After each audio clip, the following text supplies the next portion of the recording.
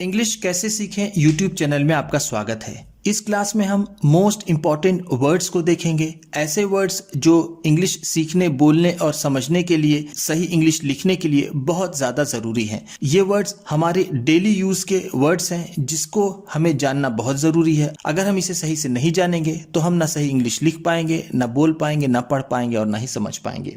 ये वो वर्ड्स हैं, अगर हम इनको एक बार सही से समझ लेते हैं और इनके यूज़ को अगर हम अच्छे से जान लेते हैं तो हम बहुत हद तक इंग्लिश समझ लेंगे, पढ़ लेंगे और लिख लेंगे। इस क्लास में मैं आपको बिल्कुल लिखकर, एक एक वर्ड को समझाकर, ट्रांसलेट करके, उसकी मीनिंग बता करके पढ़ाऊंगा जिस तरह से क्लास में पढ़ाया जाता है। मेरी कोशिश रहती है कि मैं आपको इसी तरह पढ़ाऊं जिस तरह से स्कूल में पढ़ाया जाता है, आपको एक क्लास का पूरा अनुभव हो। इसलिए मैं एक एक वर्ड को लिखता हूं जिससे आपको वो ज़्यादा समय तक याद रहे। इसी के साथ आप कर दीजिए इस वीडियो को लाइक और मैं करता हूं शुरू। तो पहला वर्ड हम देखेंगे, ये है दिस। दिस का मतलब होता है यह। जब कोई चीज हमारे पास होती है तब हम दिस का यूज करते हैं। जैसे अगर हमें कहना हो यह एक किताब है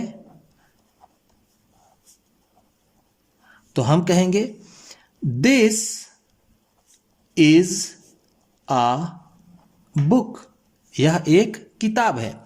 मैं इसलिए एक एक वर्ड को लिख दे रहा हूं। अगर मैं इसे आपको जल्दी से बता दूं, दिस का मतलब यह होता है, दैट का मतलब वह होता है, दीस का मतलब ये होता है, दोस का मतलब वो होता है, तो आपको ये ज्यादा समय तक न याद रहेगा और आप इसका सही से यूज भी नहीं कर पाएंगे, ना बोलने में ना लिखने में। अगर इस तरह से मैं आपको पढ़ाता हूं तो ये ज्यादा समय तक आपके दिमाग में रहेगा और इससे उन लोगों को भी फायदा होगा जिन लोगों ने इंग्लिश सीखना शुरू किया है, और उन लोगों के लिए भी काफी फायदेमंद है जो लोग इंग्लिश लिख लेते हैं, पढ़ लेते हैं, समझ लेते हैं, क्योंकि इससे उनका भी कंफ्यूजन दूर होगा।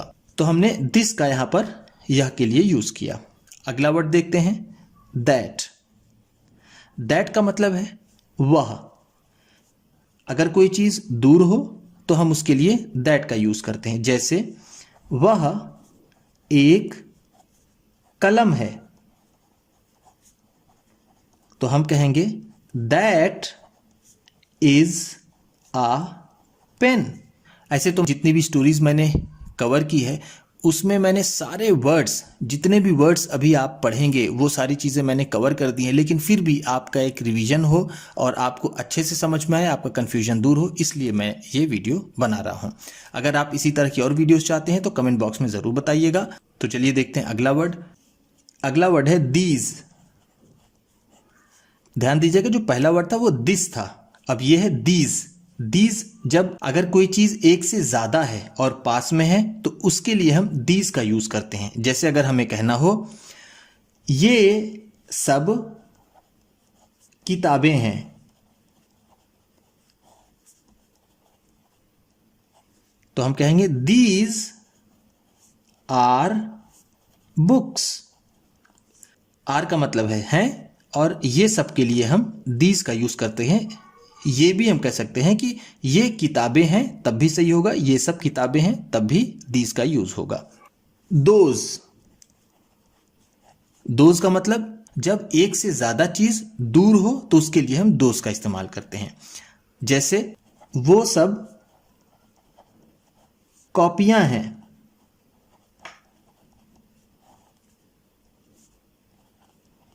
तो हम कहेंगे दोज आर नोटबुक्स। नोटबुक को क्या कहते हैं? कॉपी। वो सब कॉपियां हैं। अगला वर्ड है आई।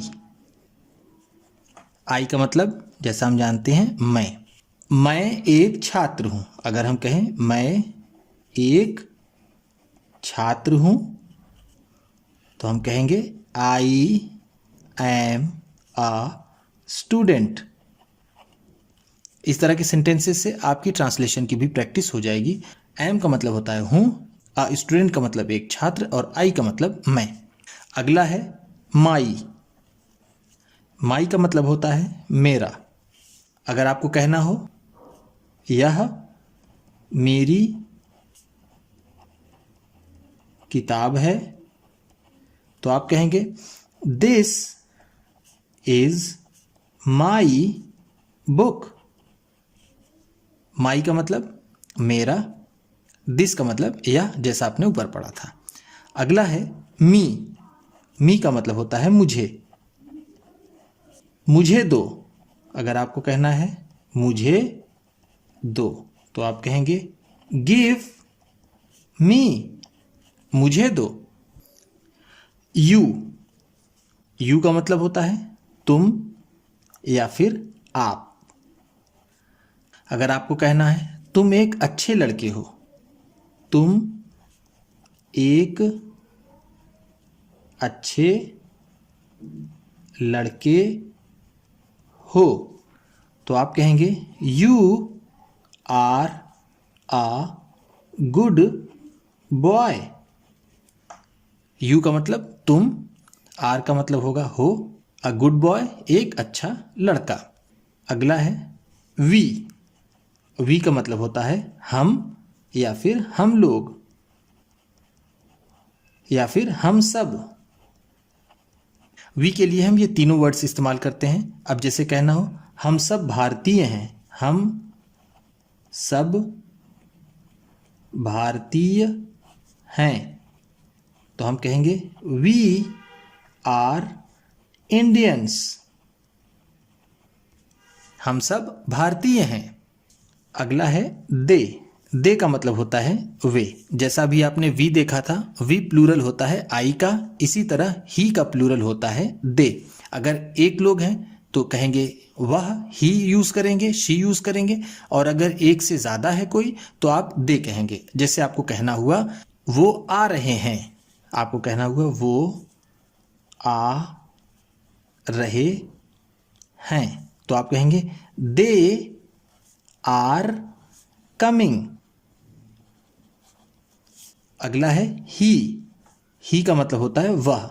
जैसा मैंने अभी आपको ऊपर बताया, जब एक लोग होते हैं तो ही की यूज करते हैं और एक से ज्यादा है तो दे। अब इसी बात को कहना वह आ रहा है, वह आ रहा है आप कहेंगे ही इज कमिंग। वह जा रहा है, ही इज गोइंग। वह एक स्टूडेंट है, ही इज अ स्टूडेंट। इसी तरह है शी। ये शी है, सी नहीं है, इसका ध्यान दीजिएगा, सी गलत होता है, ये शी होता है। शी का भी मतलब वह होता है, लेकिन इसका इस्तेमाल हम महिला के लिए, लड़की के लिए या फिर स्त्रीलिंग के लिए करते हैं। वह एक छात्र है, वह एक छात्र है, वह एक छात्रा है तो आप कहेंगे शी इज अ स्टूडेंट। वह एक छात्रा है। अगला देखते हैं, यह है इट। इट का भी मतलब होता है यह। जैसे आपने दिस पढ़ा था उसी तरह इट भी होता है। ज्यादातर इसका यूज जानवरों के लिए, पेड़ पौधों के लिए करते हैं। जैसे आपको कहना हो यह मेरा डॉगी है, यह मेरा पालतू जानवर है तो आप कहेंगे यह मेरा पालतू जानवर है तो आप कहेंगे इट इज माई पेट। पेट का मतलब होता है पालतू जानवर, तो यह मेरा पेट है। तो ये जो इट है इसके लिए यहां पर यह आया हुआ है। अगला वर्ड है इट्स। इस पे ध्यान दीजिएगा, ये इट इट्स से काफी अलग होता है। जैसे एक वर्ड होता है हिज, एक होता है हर, एक होता है आवर। इस तरह के जो वर्ड्स होते हैं जिसको पॉजेसिव प्रोनाउन बोलते हैं, ये सारे शब्द किसी आदमी के लिए, किसी लड़की के लिए, महिला के लिए यूज होते हैं। लेकिन ये इट्स है तो ये किसी जानवर के लिए, पेट के लिए यूज होंगे। जैसे आपने ऊपर ये इट देखा था तो आप कह सकते हैं यह इसका खाना है। किसी पेट को आप कहते हैं ये इसका खाना है तो आप कहेंगे दिस इज इट्स फूड। तो ये जो इट्स है ये आ जाएगा उस जानवर के लिए, उस पेट के लिए। अगला है आर। इसे लोग आवर भी बोलते हैं, इसका प्रोनाउंसिएशन आर ज्यादा सही होता है तो मैं यहां पर इसे आर ही कहता हूं। आर, आर का मतलब होता है हमारा। यह हमारा देश है, यह हमारा देश है। तो आप क्या कहेंगे? This is our country. Our का मतलब होगा हमारा। अगला वर्ड है योर। योर का मतलब होता है तुम्हारा। तुम्हारा क्या नाम है? नाम है। तो कहेंगे what is your name. Your का मतलब तुम्हारा। तुम्हारा क्या नाम है? What is your name. There. यह है देयर। देयर का मतलब होता है उनका। उनका क्या काम है? उनका क्या काम है? तो हम कहेंगे व्हाट इज देयर जॉब। उनका क्या काम है? हिज। हिज का मतलब होता है उसका। यह उसका घर है।